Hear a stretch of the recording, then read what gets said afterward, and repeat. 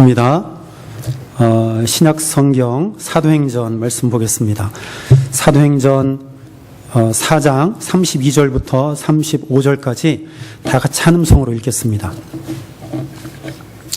오늘 말씀은 신약 성경 사도행전 4장 32절부터 35절까지 다 같이 한음성을 읽겠습니다. 제가 가진 성경은 193페이지입니다. 다 같이 읽습니다. 시작. 믿는 무리가 한 마음과 한 뜻이 되어 모든 물건을 서로 통용하고 자기 재물을 조금이라도 자기 것이라 하는 이가 하나도 없더라. 사도들이 큰 권능으로 주 예수의 부활을 증언하니 무리가 큰 은혜를 받아 그 중에 가난한 사람이 없으니 이는 밭과 집 있는 자는 팔아 그 판 것이 값을 가져다가 사도들의 발 앞에 두매 그들이 각 사람의 필요를 따라 나누어 줌이라. 아멘. 오늘 본문은 초대교회 그 성도들의 삶의 일부를 소개하는 말씀입니다. 이와 비슷한 말씀이 이미 그 사도행전 2장에서도 말씀하고 있는 것을 볼 수 있습니다. 2장 34절부터 보면 그렇게 말씀하고 있죠. 사람마다 두려워하는데 사도들로 말미암아 기사와 표적이 많이 나타나니 믿는 사람이 다 함께 있어 모든 물건을 서로 통용하고 또 재산과 소유를 팔아 각 사람의 필요를 따라 나눠 주며 날마다 마음을 같이하여 성전에 모이기를 힘쓰고 집에서 떡을 떼며 기쁨과 순전한 마음으로 음식을 먹고 하나님을 찬미하며 또 온 백성에게 칭송을 받으니 주께서 구원받는 사람을 날마다 더하게 하시니라. 2장에서도 이렇게 이와 비슷한 말씀을 이미 해주고 있죠. 초대교회의 성도들의 삶의 일부를 우리에게 소개하고 있는 글입니다. 우리가 이 생활을 통하여서 이것이 초대교회 성도들의 삶의 전부다라고 이야기할 수 없습니다. 그죠? 그리고 극히 일부분을 우리가 보았습니다. 우리가 들었습니다. 또 조금이나마 그들이 어떻게 초대교회에서 삶을 이루었는가 우리 이 말씀을 통해서 어렴풋이 우리가 알 수 있습니다. 그래서 오늘 이 본문을 통해서 초대교회 성도들이 이러한 삶을 어떻게 이렇게 살 수 있었는가를 우리가 좀 살펴보고 또 배우고 또 우리가 신앙생활 하는데 많은 그런 도움이 되기를 바랍니다. 오늘 본문 33절은 이렇게 말하죠. 사도들이 큰 권능으로 주 예수의 부활을 증언했다 말합니다. 사도들이 부활을 증언했습니다. 제자들이 예수님의 부활에 대해서 증언을 했는데 제자들이 처음부터 증언한 말씀은 바로 부활에 대한 것입니다. 제자들이 부활에 대해서 서로 이제 각자 혹은 둘이 다니면서 그 예수님의 부활에 대해서 증언했는데 즉 선포한 것이죠. 이 예수님의 부활에 대해서 증언하는 데 있어서는 별다른 이견을 갖지 않았습니다. 왜냐하면 제자들이 그 부활을 확실하게 경험했기 때문이에요. 내가 경험한 것을 아주 확실하게 그들이 전했기 때문에 많은 사람들이 그 전함으로 인하여서 많은 영향을 받게 되었습니다. 예수님께서 부활하시고 나서 이 세상에 머무신 기간이 40일이었습니다. 그 40일 동안 예수님께서 부활하시고 나서 계시면서 많은 사람들에게 나타나셨죠. 지난주에 우리가 막달라 마리아 무덤을 찾아갔던 막달라 마리아에게 나타나셨던 예수님의 모습을 봅니다. 또 마태복음에서는 그와 함께 간 또 다른 마리아가 있어요. 즉 처음에 예수님께서 그 여인들에게 나타나서 그들에게 보이셨습니다. 부활하신 자신의 모습을 보이셨죠. 또 예수님은 엠마오로 가는 두 제자에게도 나타나셨습니다. 엠마오로 가는 두 제자가 다른 제자들과 떠나서 자기 고향인가 땅으로 이제 걸어가게 되었습니다. 그때 예수님께서 곁에 어느 사이에 곁에 오셔서 그들과 함께 동행하셨죠. 그러니까 처음에는 제자들이 그가 예수신 것을 알지 못했습니다. 그리고 가면서 예수님이 그들에게 성경을 풀어주시고 말씀하시고 또 떡 나누실 때 그들의 눈이 열려져서 그가 예수라는 사실을 그가 깨달았지요. 그리고 그 가던 길을 돌이켜서 다시 예루살렘으로 돌아오게 되죠. 두 제자에게도 예수님께서 나타나셨습니다. 또한 예수님은 11제자에게도 나타나셨습니다. 2명의 제자에게 뿐만 아니라 11제자에게도 나타나셨어요. 11제자들이 부활하신 예수님의 소식을 듣고 한자리에 모이게 되었습니다. 그때 예수님께서 그곳에 나타나셨습니다. 문이 다 닫혀있는 그곳에 예수님께서 호련히 나타나셔서 제자들에게 평강의 말씀을 주셨죠. 평강의 복을 그들에게 주셨습니다. 그곳에서 제자들에게 직접 자신의 몸을 보이시고 제자들이 두려워하고 있는 제자들을 향하여서 부활한 자신의 몸을 드러내시고 그들에게 나타나셨습니다. 제자들은 확실히 부활한 예수님을 만났습니다. 심지어는 의심하는 도마에게도 예수님께서 직접 보이셔서 자신이 부활했음을 확실하게 나타내 보이셨습니다. 이런 일련의 과정들을 통해서 예수님이 부활하셨음을 제자들은요 확실하게 보고 확실하게 경험했습니다. 마지막 때 사도행전 1장에 보면 예수님께서 승천하실 때 많은 제자들이 그곳에 있었습니다. 바울은 말하기를 고린도전서 15장 6절에서 그곳에 약 500명의 사람들이 있었다라고 말합니다. 500명의 사람들이 예수님이 하늘로 올라가시는 광경을 목격했다라고 말합니다. 그 중에서 120명의 제자들이 마가의 다락방에 모여서 그들이 기도했습니다. 그들이 기도할 때에 성령의 임재를 그들이 경험하게 되죠. 사도를 비롯해서 많은 사람들이 분명히 예수의 부활을 경험했습니다. 목격했다라는 것이죠. 예수님의 살아나심을 그들이 확신하게 되었습니다. 그래서 그들은 주저없이 예수님의 부활을 전했죠. 전하지 않으면 안 되었습니다. 왜냐하면 그들이 확실하게 경험했기 때문입니다. 그래서 제자들이 흩어져서 가장 먼저 전한 것이 바로 예수의 부활에 대한 것입니다. 그리고 사실은 그 이외의 것들은 시간이 흐르면서 성령님이 그들 마음 가운데 깨닫게 하셔서 그 사실들을 이제 전하기 시작했죠. 예수님의 사역하신 것, 예수님의 말씀들, 또 예수님의 어린 시절, 예수님이 누구신가에 대한 것, 이러한 모든 것들이 바로 부활하신 예수님을 전함으로 시작된 예수님의 이야기들이라는 것이죠. 참고적으로 말씀드리면 성경의 복음서는 처음부터 예수님 따라다닐 때부터 그렇게 기록되어진 게 아니에요, 사실은. 성경은 신앙 고백서입니다. 부활의 예수님을 만나고 난 제자들이 복음을 증거하면서, 그리고 때가 흐르면서 그들도 이제 나이가 먹어가잖아요. 그래서 그들이 경험한 그 예수님을 기록해야 되겠다라고 생각을 하고 그들이 이제 기록을 하게 된 게 바로 복음서예요. 그 복음서를 기록하다 보니까 그때서 이제 성령님께서 역사하셔서 지난날의 경험들을 떠올리게 하시고 예수님의 말씀을 떠오르게 하시고 예수님이 누구신가에 대해서 깨닫게 하셔서 성경을 기록하게 된 것이죠. 가장 먼저 전한 것은 바로 예수의 부활 사건입니다. 예수님이 확실히 부활하셨다라고 하는 사실을 선포했습니다. 오늘 제자들이요 부활을 전했을 때에 어떠한 일들이 나타났느냐? 오늘 보니까요 그들이 큰 은혜를 받았다 말합니다. 큰 은혜를 받았다.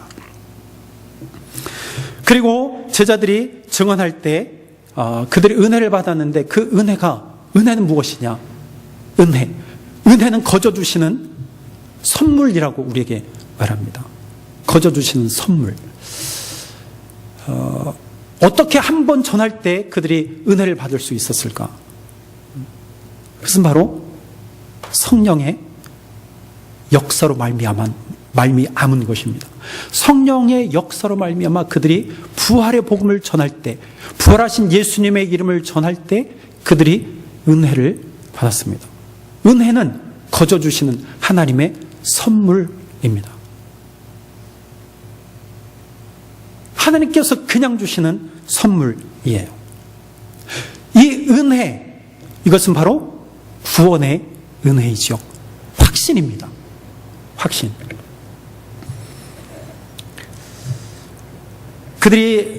제자들이 부활하신 예수님의 이름을 전할 때, 부활의 확신을 그들에게 전할 때 은혜를 받았는데, 그들이 은혜 받았다라고 하는 것은 내가 부활을 믿는다는 의미입니다.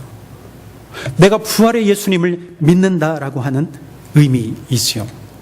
이것은 제자들의 능력이 아니요, 제자들을 통해서 역사하시는 성령님의 놀라운 권능과 능력으로 그들도 은혜를 받고 그 부활을 믿었다라는 것입니다. 여러분, 오늘날 부활의 확신 없이 살아가는 자들이 있습니다. 여러분, 그리스도인은요, 부활의 확신을 가지고 살아가야 합니다. 부활을 믿고, 부활을 내가 의지해야 해요. 나도 부활할 수 있습니다. 나는 예수님과 함께 부활합니다. 우리 눈에 확연하게 보이지 않는다고 믿지 않는 것은 불신앙이에요. 오늘도 어김없이 예수님의 부활이 선포되어져야 합니다. 예수가 부활하셨음을 우리가 선포해야 돼요. 우리가 선포할 수 있는 것은 어떻게 가능하냐? 내가 확신할 때 내가 선포할 수 있어요. 내가 부활을 믿을 때 내가 선포할 수 있습니다. 내가 확신도 없이 어떻게 예수님의 부활을 선포할 수 있겠습니까? 아니요, 불가능해요. 내가 경험하지 못한 것을 어떻게 내가 선포할 수 있겠습니까? 불가능해요. 여러분들이 만약에 부활의 확신을 가지고 부활의 믿음으로 산다면 여러분들이 이제 선포할 수 있어요. 그리고 여러분들이 그 부활을 선포한다면 여러분들은 그리스도인입니다. 예수 그리스도를 믿는 그리스도인이에요. 그리스도인은 바로 이러한 은혜 가운데 사는 자입니다. 오늘 초대교회 성도들이 부활을 선포할 때 그들이 은혜를 받았어요. 그런데 오늘 본문에 보니까 그들 가운데 은혜의 특징이 나타났습니다. 은혜의 특징, 은혜 받은 모습이 그들 가운데 나타났다라는 것이죠. 그것이 뭐냐면 그들이 한 마음과 한 뜻이 되었다라는 것입니다. 한 마음이고 한 뜻이 되었어요. 믿음 안에서 하나 있죠. 예수 그리스도 안에서 하나입니다. 즉 동질감, 일체감을 그들이 느꼈다라는 거예요. 전혀 다른 사람이 하나가 되었다라는 것이죠. 여러분, 우리는 참 동질감을 많이 느낍니다. 그죠? 여러 부분에서 우리는 동질감을 느껴요. 쉽게 얘기해서 우리 교회 안에서 우리는 하나라고 하는 동질감을 느낍니다. 이렇게 설명해 볼까요? 만약에 우리가 내시빌 우리가 연합은 안 하지만 만약에 연합 집회 우리가 갔다고 생각해 봅시다. 그럼 많은 교회들이 올 거예요. 많은 교회의 성도들이 올 거예요. 여러분들은 어디 가서 앉으시겠습니까? 어느 자리를 찾으시겠습니까? 어디가 우리 교회의 자리일까? 여러분들 먼저 살펴볼 것 같지 않으세요? 그리고 많은 사람들 중에 만약에 누가 안 보인다 그러면 여러분들이 불 켜고 찾을 거예요. 우리 교회 성도들이 안 보일 때는 어디 있나 여러분들이 찾을 것입니다. 왜 여러분들이 그것을 찾느냐? 내시빌 한신교회라고 하는 동질감이 있기 때문이에요. 우리 교회 성도, 우리 교회 학생, 그렇게 되는 것입니다. 학교도 마찬가지예요. 같은 학교에 다닌다고 하는 동질감, 일체감을 느끼는 것이죠. 민족도 마찬가지예요. 나라, 민족, 한민족이라고 하는 이 동질감이 있습니다. 그래서 전혀 낯선 곳에 갔을 때 우리가 한국어를 들을 때 정말 뒤돌아보게 돼요. 뒤돌아보게 돼. 아, 한국 사람이구나. 그게 바로 동질감이에요. 근데 오늘 초대교회 이 성도들도 한 마음이고 한 뜻이었다 말합니다. 서로 동질감, 일체감을 느꼈다는 것인데 다른 그 무엇보다 하나로 느꼈던 것은 바로 영적으로 하나로 그들이 느끼고 생각했다는 것입니다. 영적인 부분에 있어서. 그래서 그들이 하나님의 말씀에 대한 영적인 일체감을 그들이 서로 느끼고 그 안에서 중요성을 그들이 깨달았다는 것입니다. 여러분, 우리가 예수 안에서, 성령 안에서 하나 되는 것은 너무나 중요합니다. 바울은 고린도전서 12장 11절 13절에서 우리에게 이렇게 말합니다. 그곳에서 성도가 하나 되기를 우리에게 당부하고 있어요. 이 모든 일은 같은 한 성령이 행하사 그의 뜻대로 각 사람에게 나누어 주시는 것이니라. 몸은 하나인데 많은 지체가 있고 몸의 지체가 많으나 한 몸임과 같이 그리스도도 그러하니라. 우리가 유대인이나 헬라인이나 종이나 자유인이나 다 한 성령으로 세례를 받아 한 몸이 되었고 또 한 성령을 마시게 하셨느니라. 고린도전서 12장 11장 12장 13장 12장 13장 14장은 은사에 대한 말씀이에요. 은사에 대한 권면을 할 때 주신 말씀이 이 말씀입니다. 우리 모두는 하나라는 거예요. 성령 안에서 하나라는 것입니다. 유대인이나 헬라인이나 종이나 자유자나 성령 안에서 하나라고 말씀합니다. 성령 안에서 하나예요. 여러분, 세계에 흩어져 있는 모든 그리스도인들, 모든 교회가 있지만 결국에 그리스도 안에서는 우리는 공교회라는 것입니다. 하나의 교회라는 거예요. 믿는 무리가 하나예요. 민족은 다르고 성별이 다르고 연령이 다르지만 우리는 성령 안에서 하나라는 것입니다. 성령 안에서 하나라는 거예요. 다른 것 때문에 다른 것으로는 우리가 하나가 될 수 없지만 성령 안에서는 우리가 하나가 될 수 있습니다. 그 안에서 하나 되라고 우리에게 당부하고 있죠. 그뿐만 아니라 예수님도 요한복음 17장 21절 21절에서 우리를 위해서 기도하셨습니다. 제가 몇 번 강조했지만 요한복음 17장은 하나님께서 기도하신 장입니다. 하나님의 영광을 위해서 기도했고 제자들을 위해서 기도했고 교회를 위해서 기도했어요. 특별히 교회를 위해서 기도하실 때 이렇게 기도하셨어요. 아버지여, 아버지께서 내 안에 내가 아버지에 있는 것 같이 그들도 다 하나가 되게 하옵소서. 그들도 교회가 하나가 되게 하옵소서. 하나님께서 이렇게 기도하셨어요. 하나가 되기를 위해서 예수님께서 하나님께 기도하셨다는 것입니다. 그들도 하나가 되어 우리 안에 있게 하사 세상으로 아버지께서 나를 보내신 것을 믿게 하옵소서. 내게 주신 영광을 내가 그들에게 주었사오니 이는 우리가 하나 된 것 같이 그들도 하나가 되게 하려 함이니이다 말합니다. 하나님과 내가 하나인 것처럼 그들도 내 안에서 하나가 되게 하시고 그들도 서로 하나가 되게 하옵소서. 이게 예수님의 기도였습니다.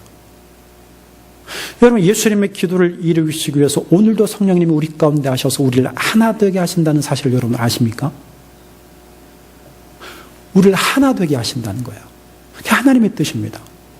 그러면 우리가 자꾸 나뉘는 것은 하나님의 뜻과는 어떻게 되는 것입니까? 반하는 것이죠. 반대로 가고 있는 거예요. 교회가 한 마음이 되고 한 뜻이 되는 것이 참 중요합니다. 물론 의견이 다를 수 있습니다. 여러 가지 모양이 나타날 수 있어요. 그 문제들을 우리가 어떻게 해결하느냐, 그게 문제예요. 엎어지고 자빠지고 하면서 그걸 어떻게 하나로 만들어가느냐, 그게 우리의 문제입니다. 우리가 이제 남북 대화가 있죠. 이번 달에 남북 대화가 있습니다. 남과 북이 정상이 만나서 남북 대화를 합니다. 이념이 다릅니다. 벌써 두 세대가 지났어요. 한 세대 30년인데 두 세대가 지났습니다. 참 많은 것이 달라요. 그런데 많이 다르지만 우리 민족이에요. 우리 민족입니다. 제가 북한에서 이번에 행사했잖아요. 제가 그것을 스킵하면서 이렇게 보았어요. 예술단이 가서 공연하는 것을 이렇게 스킵하면서 보았는데 억양만 다르지 제가 이해하지 못하는 말이 하나도 없었습니다. 독특한 억양이 있잖아요. 북한의 억양. 거기에서만 조금 다르지 뜻이나 단어에 있어서는 전혀 다르지 않더라고요. 벌써 동질감을 느끼는 거예요. 같은 언어를 사용하고 있잖아요.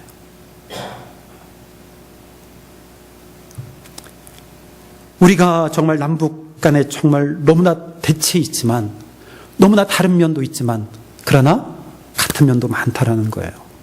우리가 이러한 것을 어떻게 해결해 나가야 되는가? 우리에게 주신 문제입니다. 우리에게 주신 문제예요. 그래서 우리가 해결하지 않으면 누가 해결하겠습니까? 서로 극한 대치만 하면 참된 해결이 이루어지지 않습니다. 우리 하나님이 다른 방법으로 하나가 되게 하실지도 몰라요. 어떻게? 전쟁을 통해서. 우리는 그거 다 원치 않잖아요. 그죠? 이스라엘 백성들이 하나가 되지 못하니까 하나님께서 그들을 망하게 하셨어요. 북쪽은 아수르에게 망하게 하시고 남쪽은 바벨론에게 망하게 하셨어요. 결국에 그들이 돌아오는데 하나가 되어 돌아와요.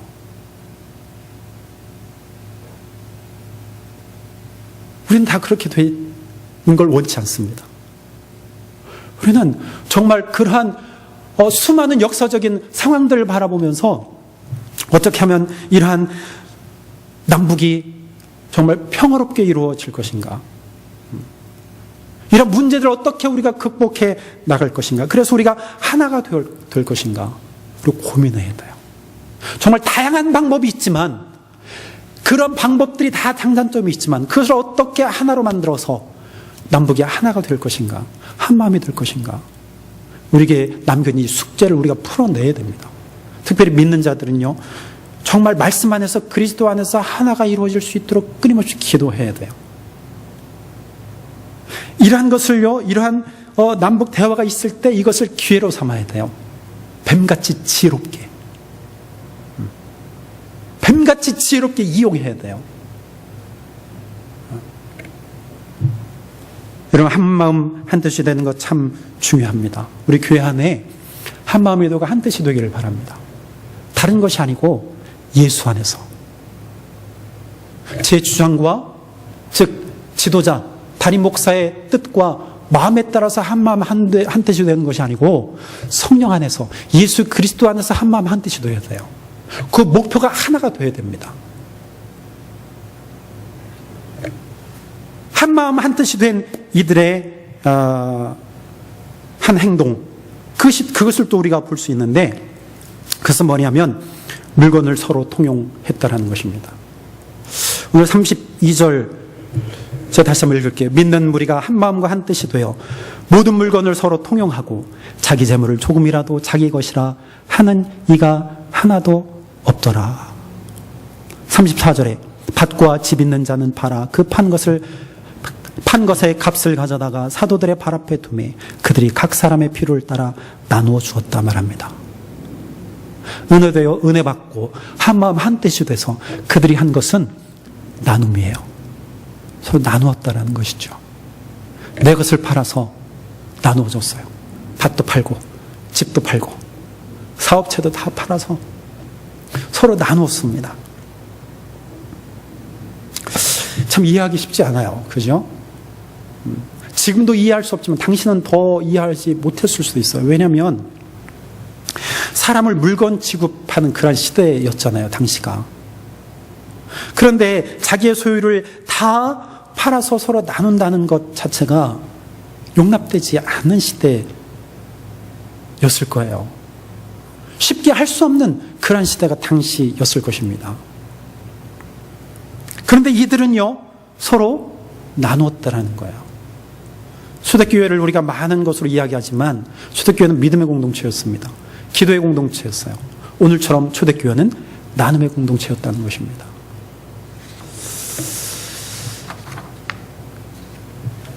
나눔의 공동체. 언뜻 보면 이것이요, 저도 간혹 이런 이야기를 하는데 마치 공산주의와 같은 모습이 보여요. 그죠? 자기 것이라고 여기지 않았어요. 그냥 모든 것을 하나로 여기는 것이죠. 사실 이러한 개념은 좋은 개념이에요. 평등이죠. 평등이에요. 그런데 과연 이런 모습이 현실적으로 가능한가? 이게 참 문제예요. 당시에도 참 어려웠을 것 같아요. 왜냐하면 당시의 모습을 보면 알 수 있습니다. 오늘 이 이후에 5장에서 보면 같이 나눔 가운데 문제가 생겨요. 아나니아와 삽비라. 그죠? 자기 것으로 생각했어요. 그리고 6장에서 가보면 또 문제가 생겨요. 헬라 여인들이 구제하는 데서 빠져버립니다. 유대인들만 먼저 나눠주고 부족하면 헬라 사람들은 안 주는 거예요. 그러니까 거기서 또 불평이 일어나죠. 그래서 7집사를 세우는 계기가 됩니다. 이게 그렇게 지속된 것 같진 않아요. 여러 가지 문제가 있으니까. 참 좋은 일이지만 이것을 잘못 사용하니까 이런 큰 문제가 생기는 거예요. 결국에는 인간의 욕심이 문제죠. 인간의 욕망이 문제예요. 그것을 뛰어넘어야 되는데 그렇지 못한 모습을 우리가 보게 되어집니다. 초대교회뿐만 아니라 그 이후의 역사들을 보면은요, 이와 같이 행동한 사람들이 많이 있습니다. 즉 나눔의 공동체, 모든 소유를 다 포기하고 하나로 여기는 그러한 일들을 끊임없이 진행한 것을 봅니다. 역사에서 보면. 자, 쿰단 공동체라고 있었습니다. 쿰단이라고 하는 지역의 동굴에서 살았어요. 그러나 하나의 공동체로 형성하면서 모든 것을 나누었습니다. 그리고 또 중세의 수도사들이 있습니다. 수도내에 들어가서 수도사들이요, 이러한 생활을 했습니다. 다 공동 소유예요. 이것이 내 것이다, 이것이 내 것이다 하지 않고 하나로 여겼다는 것이죠. 오늘날에도 이러한 공동체가 있습니다.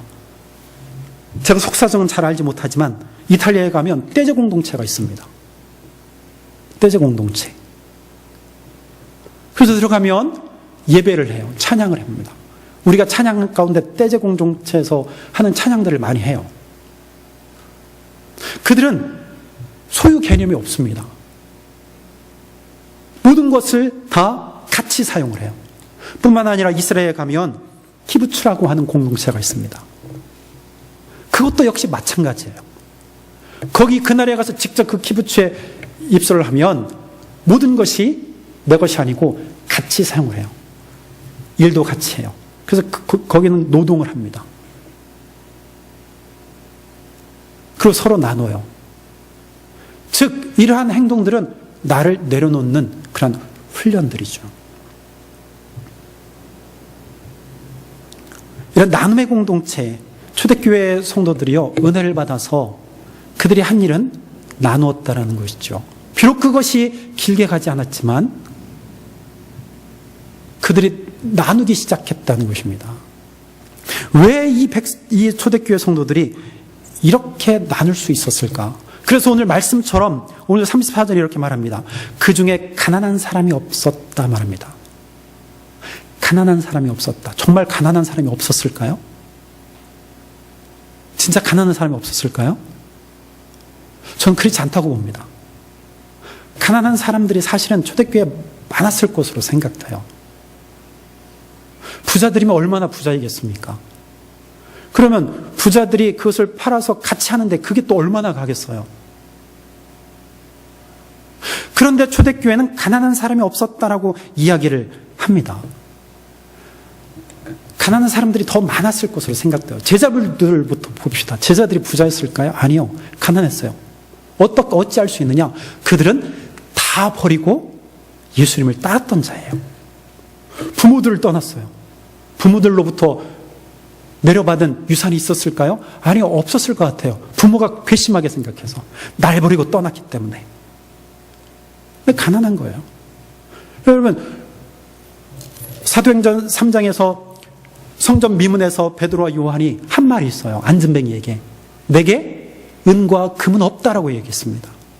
이 없다라는 얘기는 지금 없다라는 얘기예요. 전에는 있었지만 지금 없다라는 얘기예요. 이 얘기는 뭐냐? 내가 다 버렸다는 이야기입니다. 다 버렸어요. 나는 가난하다라는 이야기죠. 초대교회 제자들은 거의 가난했어요. 성도들도 가난했을 것으로 보입니다. 그런데 오늘 성경은요, 가난한 사람이 없었다고 말합니다. 부자들이 팔아서 가져왔기 때문에 가난한 사람이 없었을까요? 물론 그랬을 수도 있어요. 그럼 부유했던 사람은 상대적으로 가난해진 거잖아요. 부자였다가 나누니까 내가 그만큼 없었으니까 나는 가난해진 거잖아요. 그럼에도 불구하고 가난한 사람이 없었다라고 이야기합니다. 어찌 이렇게 이러한 일들이 가능했을까요? 무엇 때문에? 가난한 사람이 있었음에도 불구하고 저는 생각하기를, 가난한 사람이 있었음에도 불구하고 그들은 생각하기를 가난한 사람이 없다라고 생각한 거예요. 즉 그들의 생각이 바뀌었다는 것이죠. 그들의 의식이 바뀌었다는 거예요. 이게 무슨 말이냐? 부활의 예수님, 그 예수의 부활을 경험하고 전혀 다른 경험을 하고 난 이후에 이 세상의 소유가 다가 아니라는 것을 깨달았다는 거예요. 그게 뭐냐? 그 부활, 그거예요. 그 부활이 뭐냐 그러면 그게 바로 생명이라는 것입니다. 영원히 살게 하는 그 생명, 그 생명을 위해서는 내가 지금 가지고 있는 밭, 집, 경제적으로 필요한 돈들, 그것이 중요하지 않다라는 것을 그들이 깨달았던 거예요. 그렇기 때문에 그들이 팔아서 함께 나눌 수 있었고, 그렇기 때문에 부자라고 생각하지 않고, 그렇기 때문에 가난하다고 생각하지 않았던 거예요. 그리고 부자들은 가난한 사람 탓하지 않고 가난한 자는 부한 자를 탓하지 않았다는 것이죠.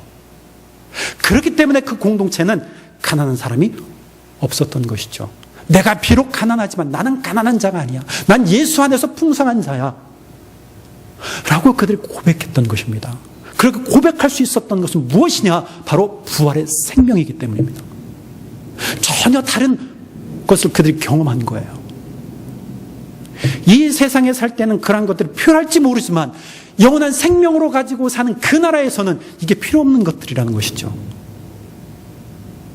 필요치 않다는 거예요. 우리에게 필요한 것은 참된 생명이라는 것입니다. 부활의 생명. 그 나라에서 필요한 것은 이 부활의 생명이 필요하다는 거예요. 여러분, 오늘 초대교회 성도들이 이렇게 나누며 살았습니다. 그것은요, 생명 경험을 했기 때문이에요. 새로운 생명 경험이에요. 전혀 다른 생명 경험입니다. 그래서 영원한 생명입니다. 오늘도 우리가 이 생명을 가지고 사는 자들이에요. 또 그렇기를 믿고 사는 자들입니다. 이제는 목표가 분명하죠. 우리가 무엇을 위해서 살아야 되는지. 부유한 자는 부유함을 자랑치 말라고 그러셨습니다. 바울은요, 내가 이렇게도 처하고 저렇게도 처한다. 내가 가난함에도 처할 줄도 알고 부함에 처할 줄도 안다. 하나님이 내게 능력 주시는 자에서 내가 모든 것을 할 수 있다가 바로 그 뜻이에요. 그런 의미가 있습니다. 그러므로 가난한 자는 나는 가난하지 않아. 믿음으로 살 수 있습니다. 부한 자는요, 내가 부하면 얼마나 부하겠어요. 그거 가지고 하나님의 뜻을 이루면서 살아가는 것입니다. 그러므로 부한 자도 있고 그리스도 안에서는 가난한 자도 없는 것입니다. 예수 안에 있으면 모든 것이 다 풍성한 것이죠. 모든 것이 다 풍요로운 것입니다. 오늘 이 초대교회 성도들은요, 그것을 깨달았던 것이죠. 그것을 깨달았어요. 여러분, 우리가 소유하고 있는 땅, 우리가 필요에 의해서 돈을 주고 사지만 결국 그 땅 내 것입니까? 내 것이 아니에요. 잠시 빌려 쓰는 것뿐입니다. 내가 영원히 가질 수 없어요. 정말 가질 수 없습니다. 여러분, 우리가 이 시대에 살아가면서 부활 절기를 우리가 지내고 있는데 부활 생명을 우리가 경험해야 돼요. 부활의 예수를 만나지 않으면 위를 소망하기보다 아래를 소망합니다. 아래를 소망하면 이 세상의 것들만 보여요. 그럼 그게 목적이 되어지죠. 그게 목적이 되어지면 결국에 그의 싹은 사망이라고 우리가 말씀합니다. 그러면 사망의 길을 가렵니까? 아니면 영생의 길을 가렵니까? 우리는 부활의 생명을 가지고 사는 자는 위를 소망해야 돼요. 부활절의 말씀처럼, 부활절 제가 골로새서 3장 1절부터 4절까지 말씀드렸죠. 위의 것을 소망하는 거예요. 그 하나님의 나라. 하나님의 나라. 그래서 정말 우리 교회에 속해 있는 자는 예수 안에서 하나가 되고 한 뜻이 되어지고 또 가난한 자 없이 예수 안에서 정말 영적으로 부요함 가지고 사는, 그래서 우리 가운데 정말 부활의 놀라운 역사들이 나타나는 저와 여러분의 회개를 주 이름으로 축원합니다. 기도하겠습니다. 하나님, 오늘 저희들의 필요한